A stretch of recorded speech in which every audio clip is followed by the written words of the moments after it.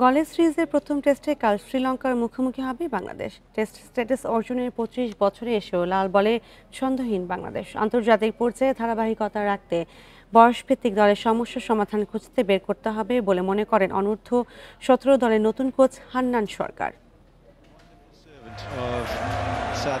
South আফ্রিকার test champion হওয়ার রেশ না কাটতেই চলে এসেছে টেস্ট চ্যাম্পিয়নশিপের চতুর্থ চক্র, যার শুরুটা গলে বাংলাদেশ শ্রীলঙ্কা ম্যাচ দিয়ে। টেস্টে টাইগারদের ধারাবাহিকতার অভাব বড় জুটি গড়তে না পারা পুরনো রোগ। অনূর্ধ্ব-17 দলের নতুন কোচ হান্নান সরকারের মতে যার অন্যতম কারণ ট্যাকটিক্যাল ও টেকনিক্যাল সমস্যা। যখন একটা প্লেয়ারকে ইন্টারন্যাশনাল লেভেলে পাঠাই, সেখানে যে দেখি যে আমরা কিছু টেকনিক্যাল কারণে তারা স্ট্রাগল করে, সেই জাজমেন্টগুলো আমার মনে হয় যদি আমরা 15-17 থেকে তাদের স্পেশালি 17 থেকে যদি তাদেরকে গাইড করে নিয়ে যাওয়া যায়, তাহলে তারা রাইট থেকে থাকলে হয়তো ইন্টারন্যাশনাল লেভেলে যে তাদের সেই টেকনিক্যাল সমস্যাগুলো ফেস করতে হবে না।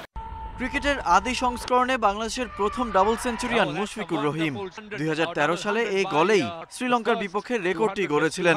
ঘুরে ফিরে ওই অভিজ্ঞ মুশফিক মুমিনুলদের উপরই আস্থা আর ভরসা গলের ব্যাটিং উইকেটের উপর।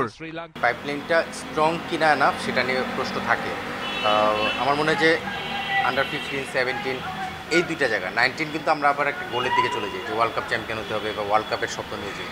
15 এবং 17 এই দুইটা জায়গা আমার কাছে মনে হয় কাজ করার বেস্ট জায়গা।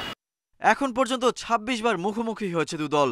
বাংলাদেশের সাফল্য বলতে 2017 সালে কলম্বোতে শততম টেস্ট জয়, হেরেছে 20টি, ড্র 5 ম্যাচ।